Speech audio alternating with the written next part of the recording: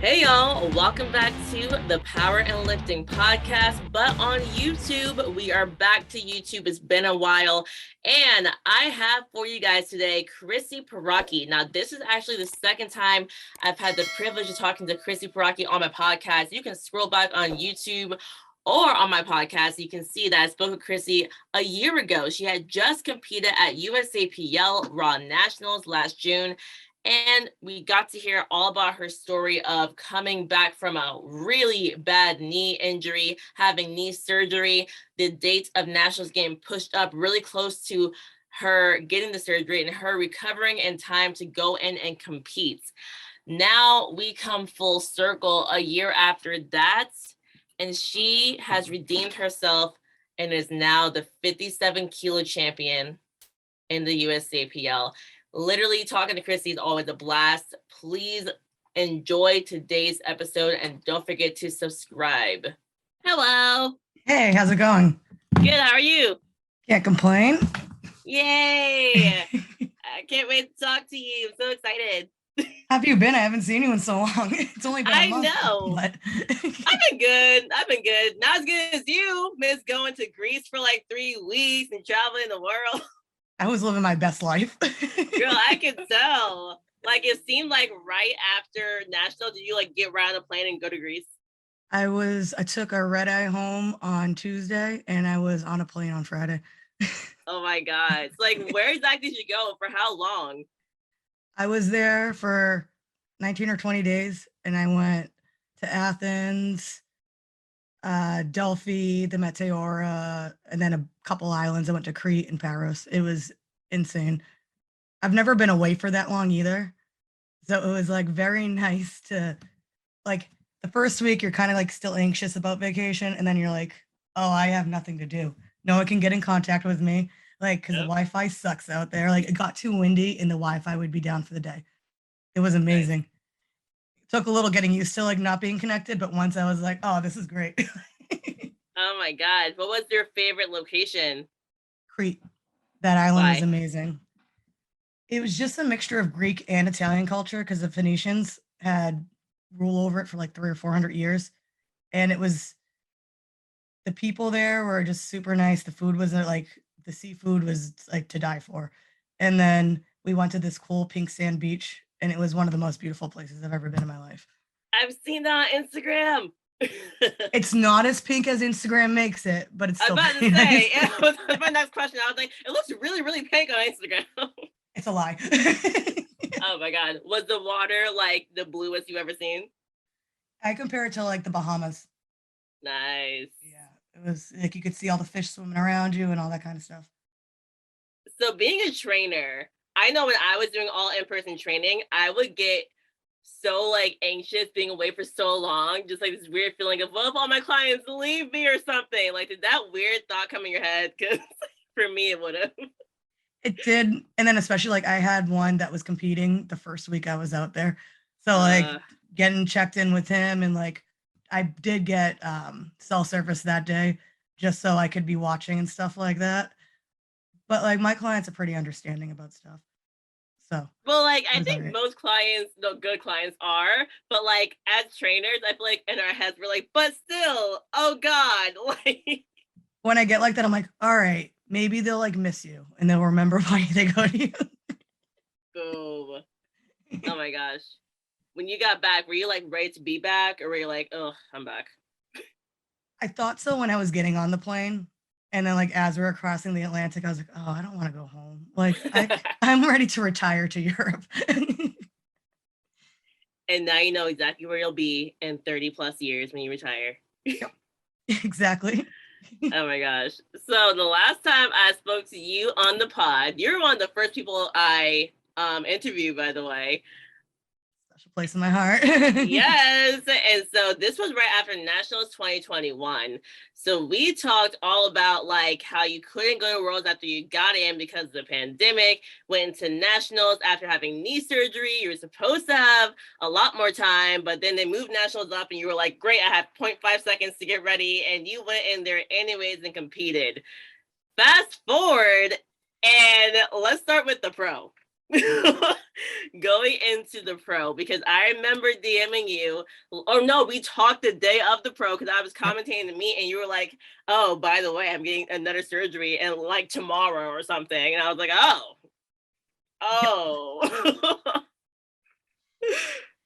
Yeah, that one sucked because I was not the meet itself, but I was, my training was going really well. Everything was starting to click, but I was having some knee pain around the same area that I was before.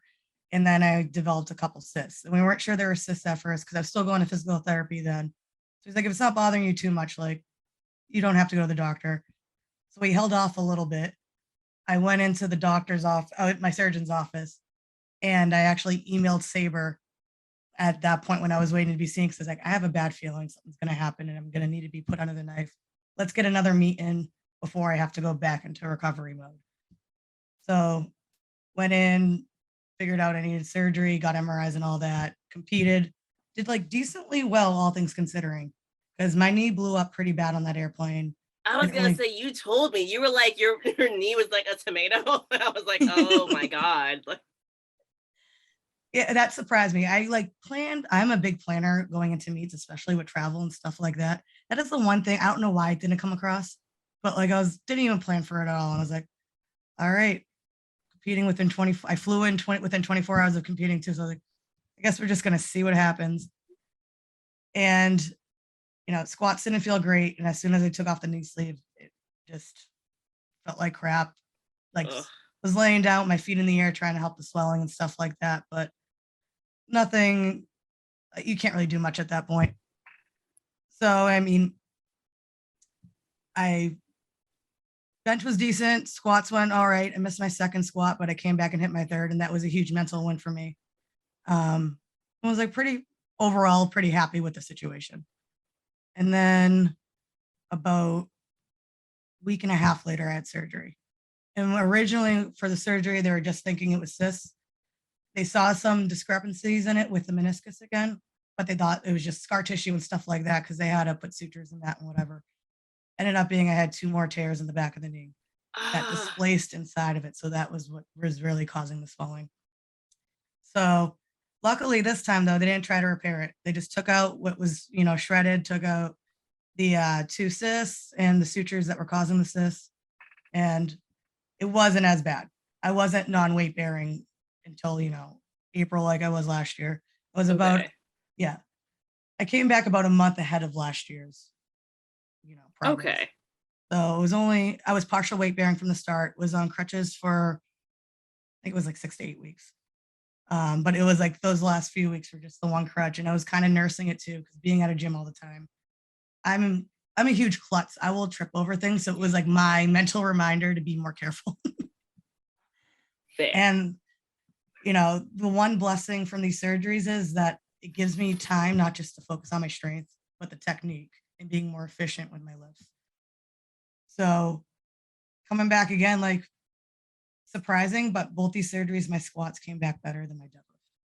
I was going to say that. I was like, I feel like your squat comes back really fast and the deadlift comes back slightly slower, but I would think your knee hurts more in the squat, right? And mentally too, thinking you have weight on your back and you have to rely on other people around if something goes bad. Yeah. But I still don't really know why it comes back better. But my knee likes to shift over a little bit more in the start of my deadlifts. So I'm not getting that explosiveness off the ground like I usually do. I kind of have to switch things up a little bit with that.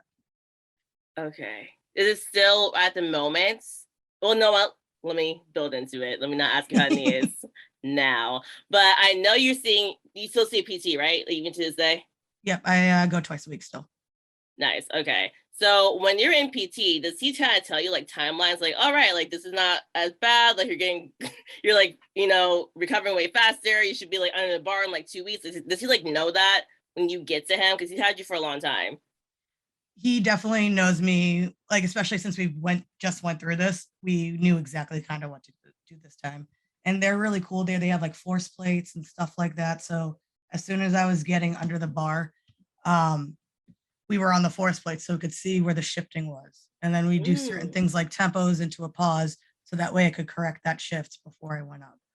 So it was like really cool to like see that kind of stuff. Okay.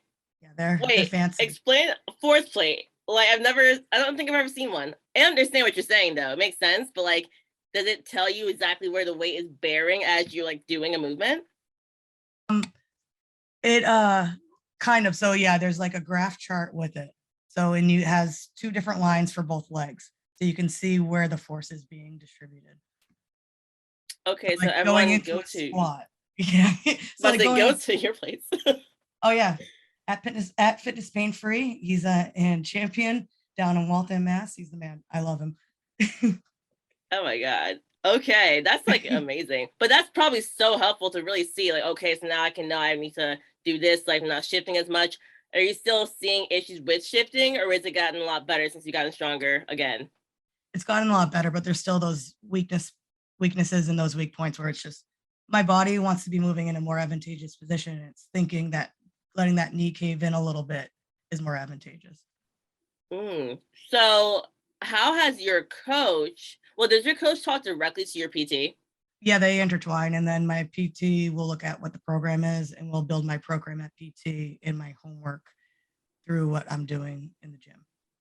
So, what would you say has been since the last surgery the biggest thing they've had to change in your training? Like, is it like more single leg stuff to help, or A is there lot, anything specific? Yeah. a lot more single leg stuff. Mm, A lot of single leg stuff, and just more time under tension type of things, which I'm a huge nice. believer in, anyways. So, So yeah. easy to get you on board. Oh, 100%. Oh, it's gonna get me stronger. Let's do it. Yep. That makes sense. So the pro was December last year. So we go to Arnold's this year. You went just for benching. At Yep. this point, how long had you been off of the crutches? Couple weeks. Okay. Maybe more than that. Arnold was February, probably like 3 to 4, Okay. if my So timeline's right. how did you train? Like, how do you train bench? Like, you need your legs. So, like, how did you train bench for the pro? A lot of feet up, Larson, that kind of thing. That's at the beginning, and we worked back a ton in the beginning. So, and I love working back, so I was all forward anyways. That was is also the nice part about recovery. Is like, all right, I'm just gonna do bodybuilding stuff right now. Like, let's just get as big as we can. um, It's working. Thank you. But like one of the things was I wasn't able to get into my arch really well. And so at the Arnold, I actually didn't use blocks, but I started using blocks right after the Arnold because I just couldn't get into position right. It was putting a little more stress than I wanted to on my knee. And once I started doing the blocks under my feet, like my bench started exploding. I was able to use way more leg drive. My butt wasn't even moving off the bench. It was just doing that nice little slide back. It was great. Like the blocks consistently hitting over, 226, 231 the entire prep. It was amazing. Bench became Wow. loyal. This sounds so similar to when I just did an interview with Meg Scanlon, and like blocks for her was a massive game changer. I'm starting to think, do we all need blocks? No, just y'all. I don't know. My legs are long. Remember, we're like 5 feet tall too. So I actually started using blocks when I started seeing her do stuff. Ah, Oh shit. I mean, she's hitting 2 reds. Like, okay, like maybe we should make this switch too. beautiful. Yeah. Okay, so for anyone who is shorter, clearly this is the way to try. Just see if it helps you out. At least give it a shot. Do you feel like with the blocks, it helped your arch get bigger too? Yeah, definitely. A little more flexibility with it. It wasn't cranking my lower back as much. It was more coming through the T-spine. Now, one thing I noticed, even though we're not talking about nationals yet, with nationals, I saw some people with blocks and they were sliding. And so, has that ever been an issue at a competition yet, where you're like, okay, the blocks is so great, and you get out there and like they just slip and slide? Well, this was my Nats was my first time with it, and I Oh, was not actually Arnold's? no, I was in my lifters in Arnold's. So yeah, Okay. and I was having problems with the carpet, and like my Yep. shoes were just slick anyways, and I couldn't find my Nikes anywhere. They were sold out everywhere. So I was like, all right, well, I guess I'm gonna try my flats with the blocks too and see what happens. And the traction was just a lot better. But Okay. like with this Nats, before my first attempt, I went and just put my foot on it and see if it would slide, and it slid. So I looked at one of the judges and I said, "Can I get someone to reinforce these?" And he said, "Yep." And they had the spotters reinforce them the whole time. Ah, nice. I saw some people do that, but I didn't know if everyone. Well, I guess not everyone. I guess you were smart enough to ask. They did it. It was one of those things. I was like, they might say no, but at least I tried, and it's not my feet flying out from under me and having to retake something, So. Oh my god. Okay, so fast forward from Arnold's. So you finally get meet prep where you don't have surgery in between. Yep. So how was training going into Mega Nationals?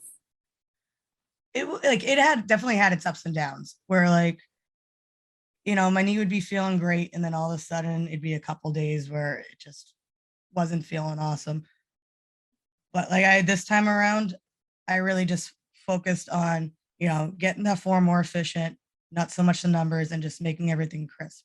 And then, hammering out my accessories a little bit heavier.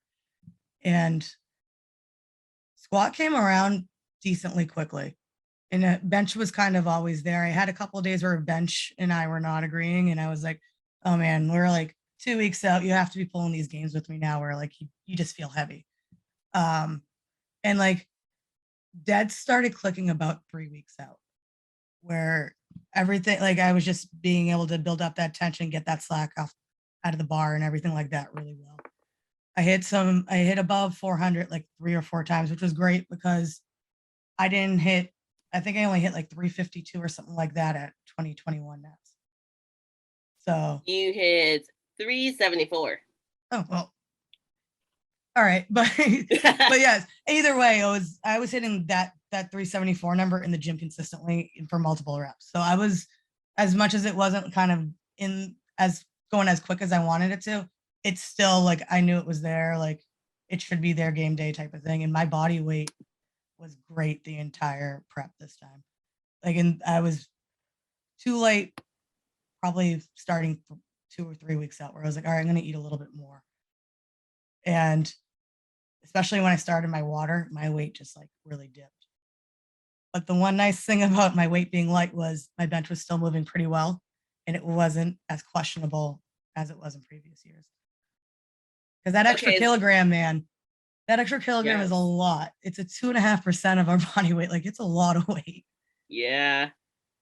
That was one question I had, going from 57 to 56, was that tougher? And I think, you definitely mentioned using the RP app, how that helped you out. And I remember talking to you, I think it was last year's Nationals, where I don't know what we were eating. It was after we competed. But you were like, yeah, it's kind of eat whatever. And I was like, wait, do you track all your stuff? You're like, oh, no, I really don't track every single thing. And so did you track every single thing this time? Not exactly to a T, but pretty much to a T. Yeah. I started meal prep. Because my thing with tracking is I get anxiety over portions. I intermittent fast because I like to binge eat. So when I was starting to do this meal prep and I was like, oh, that's not enough food. I'm going to go starving. And then it was more carbs than I was usually eating. And I was full and I was like, oh, okay, this isn't so bad. I needed a little bit of a buy-in, but once I got a few days and I was like, okay, I can handle this. But it's the portion sizes that killed me. And then I was like, what if I put too much food in this thing now? Am I just going to have another keg on me because, I screwed up one meal? But I think overall, though, you found that tracking this time was very helpful. So are you going to keep up with tracking? I'm starting it now because I did gain a little bit of weight while I was on vacation. So it was a good kind of weight. Yep. I enjoyed myself. But yeah, I'm starting up again. I actually enjoy it as much as I hate to say it because I'm very much type A with controlling things. And, you always say control what you can. That was one of the things that I could control that I wasn't before. So it's that much more that I have my hands in things. So I mean, because what really gets me crazy. I'm how are certain people like you so freaking strong and you don't I feel I'm okay, I'm gonna track something and track the water. And then someone's like, yeah, man, I eat some nacho cheese chips and I go into the gym and it goes all right. I don't do that. So before the only thing I would kind of keep track was my protein. I was always getting the right amount of protein in. I was just not so great with carbs. I still have that little bit of a phobia with carbs. And like I said, I like to binge eat. I'm a volume eater, so I just had a ton of veggies. So it was always like a balanced meal. It wasn't like I do like queso though. If I have I know you queso do. around, it's gone. Oh my God. All right, so we go. Oh, did you do a water cut going into Mega Nuts? Kind of. I was only a couple pounds over the week of. So we were in, especially with the flight, it's 3 hours for me, and I had to have a layover too, so it ended up being like 5 hours of travel. I figured just to be safe, but it wasn't much. Nice. Was it your first semi water cut? No, I usually do one just to be on the safe side because I never want to get in that situation where I'm not eating day of or something like that. So I rather endure the water for the week prior. And I'm honestly naturally dehydrated all the time. So me just getting that in is probably a good thing. But yeah, like I don't want to be one of these people that are like in the sauna, doing a Ooh, hot I know. bath, like that's Sour Patch Kids and spinning. That's not for me. Like I don't It's know how like, you find it enjoyable. well, first of all, I don't think anyone finds it enjoyable, but like when I hear people do it, I'm like, yo, like I would be so miserable. Like whenever I've done water cut, I've like always ended up being underweight. So I'm like, how do people the day of wake up and not full on panic if they're over? Because I would just cry. I like. Well, I don't know if you're like me. Like I will keep track of my weight in the morning and the evening, so I know how much I'm losing and stuff like that too. So like I have spreadsheets of every single meet I've ever done to see what I've done, including like what kind of food I was eating. Nice. Okay, I take it back. You're probably better on tracking than I thought. Yeah, thank you. Oh my God. So going into nationals. Now, I know someone may not have put you in first or second for the bracket, but I was wrong. You get first place. Going into this meet, was your mindset of I'm going to aim to beat everybody? Or were you kind of like, with everything that's happened with your knees and everything, just like, let me just do the best I can and just kind of see what happens? Kind of a combination. Like I never go into meets not to win. So having that mindset of, I'm just going, like besides last year's nationals, that's just not who I am. Super, super competitive. So I didn't fully believe it, but like starting like 3 weeks out, I was telling people in the gym, was like, yeah, I'm gonna win. Like it's mine to lose. Like I have to miss lifts if I'm gonna, lose this. And did I necessarily fully believe it? No, because like we know Brittany Supplica's proven, Allison's proven. Like we didn't know much about Kathy, but there's always like that little wild card. So, you got to respect these girls because it's not like you're going against someone off the street, but you also have to be your own biggest cheerleader and you have to believe yourself. So yeah, I was, yep. I literally listened to your podcast with the boys and I was like, I'm going to prove her wrong. They all said very nice things, but I'm going to prove them wrong. You're like, you're not a complete piece of crap, but I do want you to know you're wrong. And I was very happy to be proven wrong, by the way, because you went in to this meet. Let's even start with the squats. Okay. So you got 3 for 3 for squats, and you almost matched your best ever squat. You're only off by 2.5 kilos. Were you expecting to be that close to your old max? Within 5, but I wasn't thinking they were going to feel that good. Like after my first squat, I looked at my coach and I was like, Eric, man, I'm feeling really, really good. And he looked at me and just gave me this kind of like shit eating grin. And he was like, good. Like he went over and like did his thing. And like the second felt even better than the first. And then like the third flew too. Like I probably had 5 kilos on that third, like decently easy. It was just everything felt so balanced. Like, that and you get that sweet pick where it just feels weightless and it's not even moving on your back. It was like each one of those felt that sweet pick. I was like, oh yeah, like I'm here to party. Like, let's go. Oh, I love it. So we hit our 347.2. We go into bench. What happened on first attempts? I'm still not sure. Like, I didn't jump any commands. I didn't feel my butt come up, but maybe it did, but it flew. And like, first thing I saw, like when it was reds, I was like, shit, my coach isn't going to let me go up again. Like I have a big bench in me today. Like he's not going to let me go up. And he goes, what happened? I go, I don't know. He goes, all right, well, look good. We're going up. I was like, all right, like same thing. That was my next question, because it's always like scary to go up when you don't have something on the board. But at the end of the day, if you're like, you're coming in to aim to win. If you don't take that jump, you lose a lot of kilos, because then you go from the first attempt to a third attempt, and that's like a really iffy thing to do.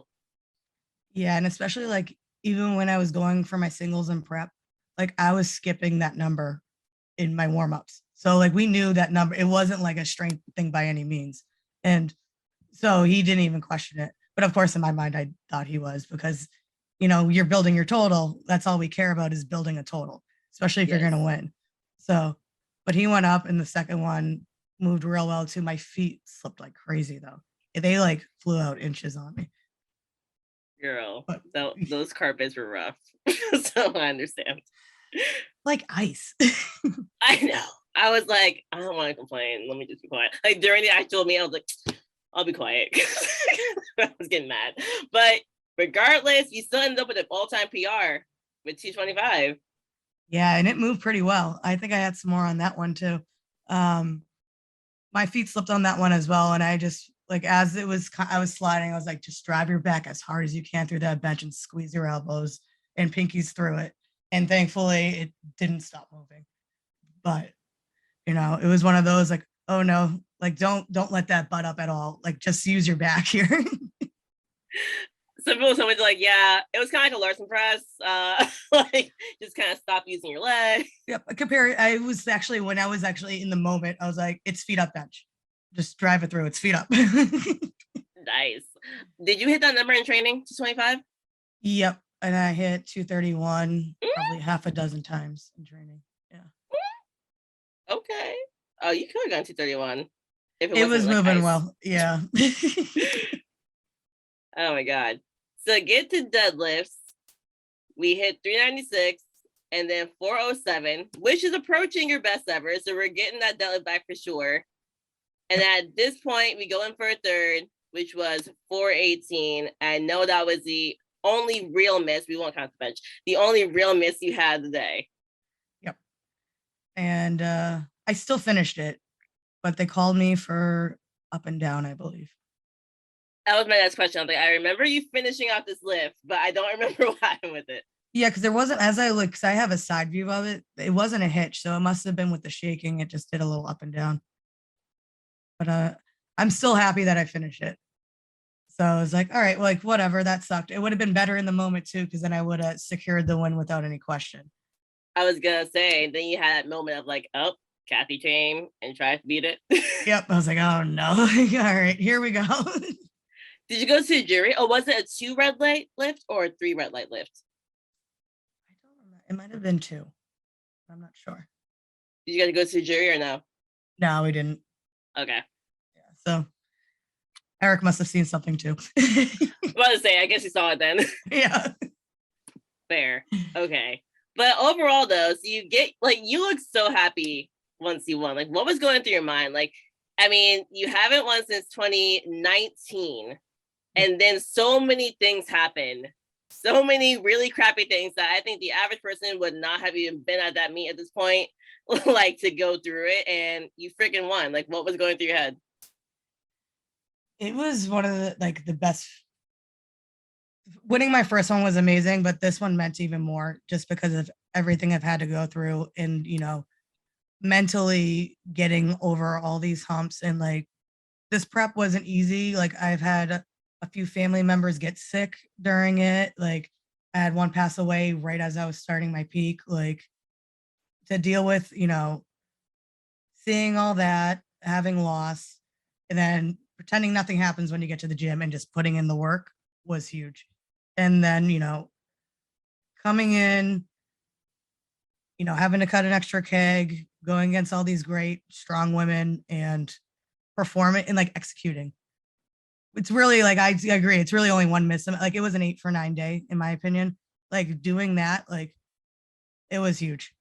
Like, me and my coach were on the same page with everything. Like, warm-ups went well. Like, it was just, I can't describe the feeling. And then having all my friends around too. Yes. Oh my God. Seriously, such a huge moment. Or not what's next, I'll ask that later, but now that you've won Mega Nats, do you still have that urge to try to get back to the IPF? Yes. I'd be lying if I was going to say no. It's one of the boxes I haven't checked yet. And like, I'm probably, actually, this is going to sound, I'm probably the only 2-time champ in the USAPL that hasn't been to Worlds. And not by their own choice, Probably. So it's just, it's one of those things where it's like, it's just a box I haven't checked yet. And to compete against those people would be crazy. So like the 57s right now in the IPF are pretty freaking insane. I know. You got Joy, you got Jad, you got Bobby. Yeah, it's nuts. And they're all jacked up.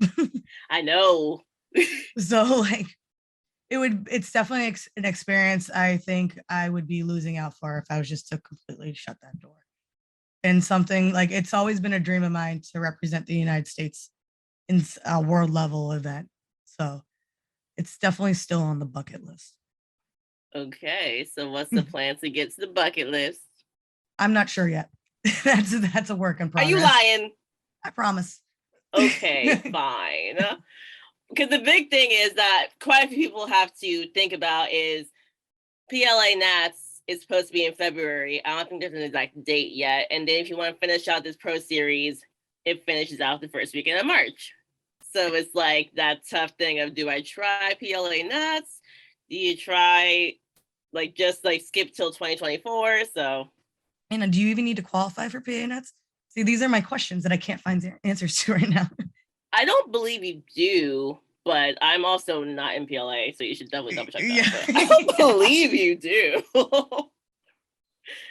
But yeah, so there's like a lot of things I just kind of have to weigh out. Like, they made it easy for me with the start because there was no way I was going to be ready after surgery this year to do PA Nats anyways.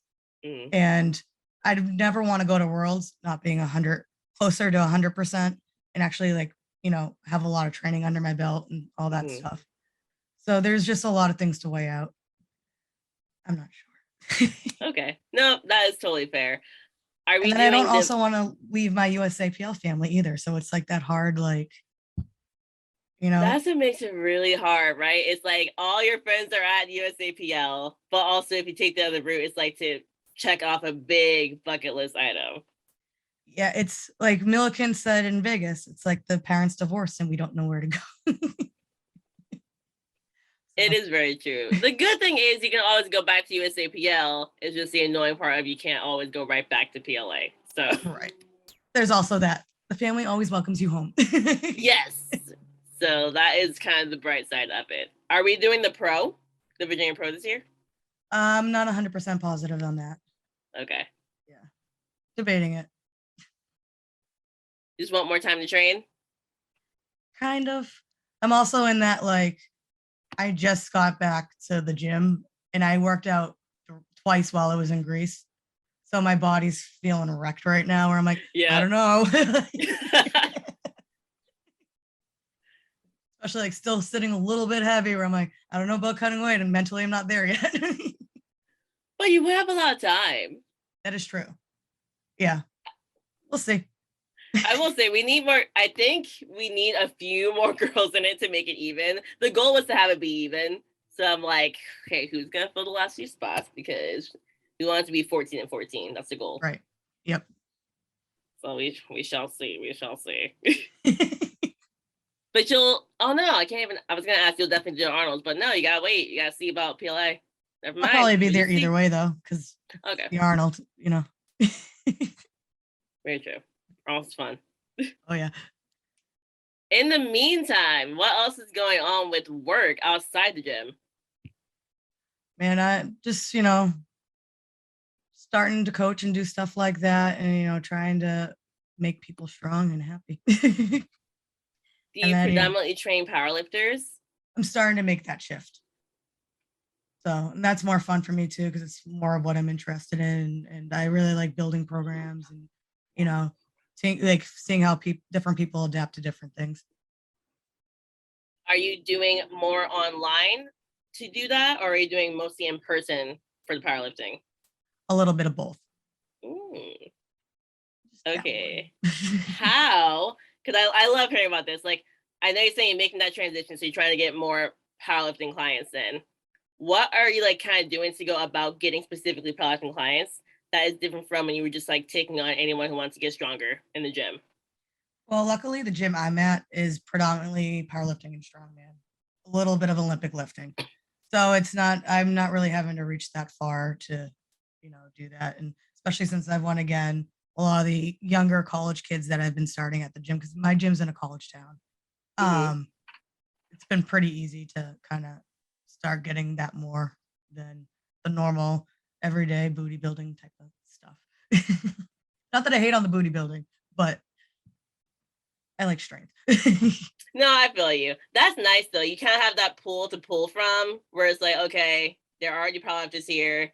They know. Do you like advertise how strong you are? Like, how do you go about doing that at your gym? Like, do you walk around saying, hello, I'm a two-time national champion? Like, how do they know you're a two-time national champion?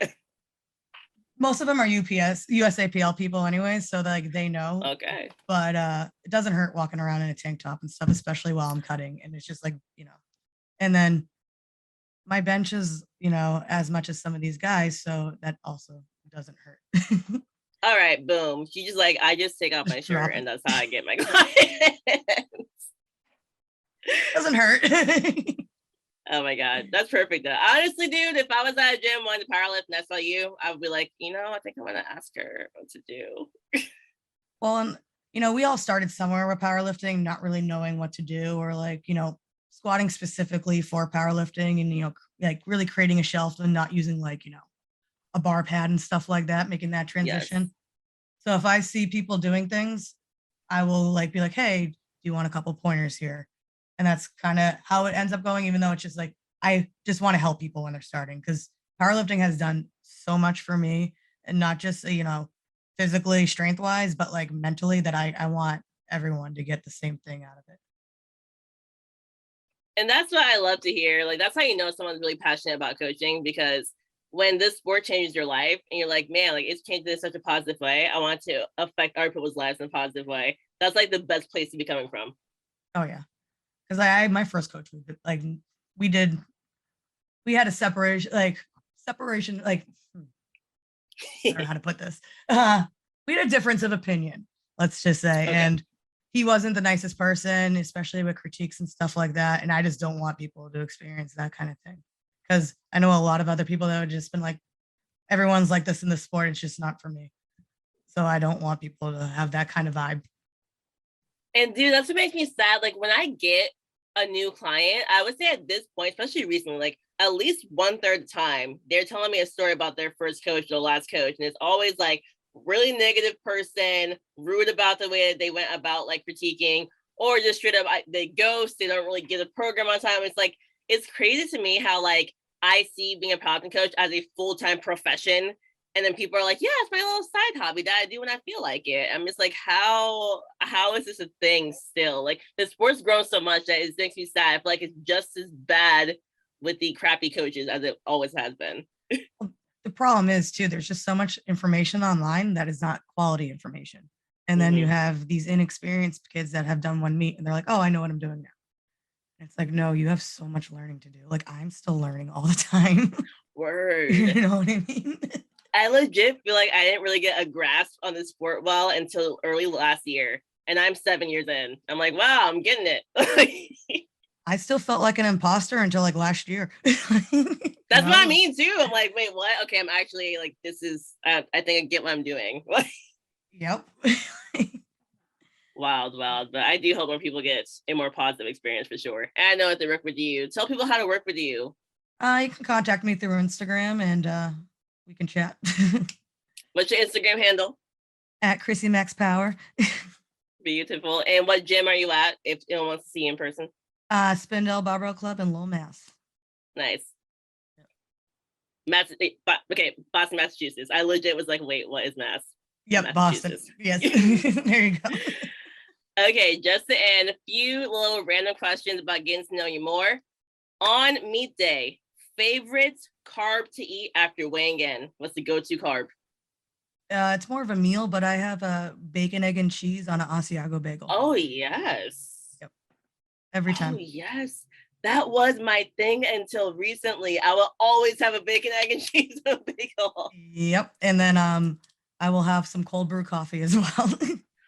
Oh my God, I would die if I had coffee after weighing in. Oh yeah. I think I would Coffee. die. Yep. I could chug coffee, a little like Pedialyte or some sort of electrolyte. Yeah. Okay, nice. Favorite meet day song? Oh, probably, is that the song that you walked out to? Is that it? I have a few. That's one of them. I like Finale. I like honestly, it's really all over the place because I don't listen to music that much at the gym. It's like whatever is on the radio because I'm always talking to people. So like whenever I actually get a little anxiety when they ask for like songs for your thirds and stuff like that, I was like, I don't know what to put. And what part of the song are they gonna play? Like, but yeah, so I guess I'm kind of boring because like it can range from like Frank Sinatra to like Jay-Z to Drake, like something crazy, you know. So it's all over. Fair. What was the song that was playing? Whenever it played, I was like, this is so Chrissy. I just feel like it's so her vibe. But like I didn't know what it was called. Oh shit, what did it was like this polka-y vibe. I don't even know what You know me, like I like some strange things. It was actually Spanish music, Latin music. What was it called though?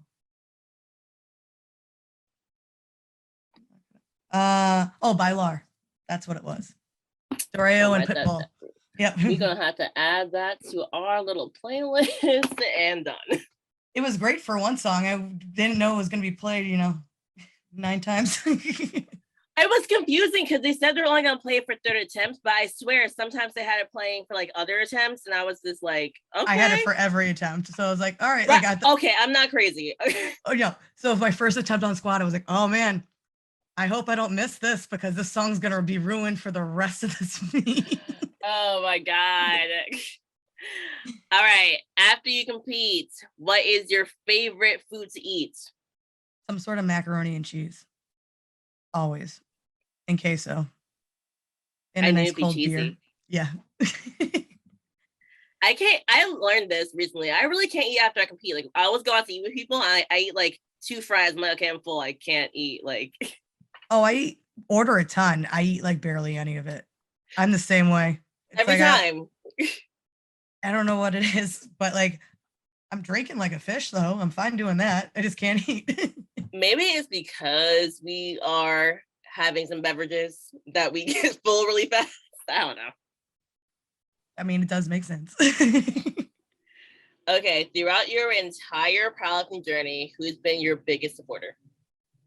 My best friend Lex and my mom. Like Lex is the one that like after surgeries, like, and I'm in my dark spot and like I'm like, I don't want to do anything. I don't want to go to the gym just to work upper body, like whatever. I'm just gonna sit on this couch. She's like, dude, don't you want to win? What are you doing? Champions don't lay on a couch. Like, so like she's like one of my biggest motivators of like, no, like it's time to get up. Like, and she's not afraid of me yelling back at her. She's like, nope, it's your time to get up. Like, let's go. Oh, I love Lex. Yeah, she's Oh my gosh. Girl, thank you so much for joining me again. I'm so happy we got to kind of rehash everything from Nats to now. I can't wait to see where you are in a year. Should be fun. Hopefully things go smoothly. But there's no more things planned surgery-wise, right? Oh no, we're feeling good right now. Okay, all right, good. Yep. Knock on wood. We're gonna hope it stays that way. Yep. Oh my gosh. Well, girl, I will talk to you later and catch you next time on the Power and Lifting Podcast.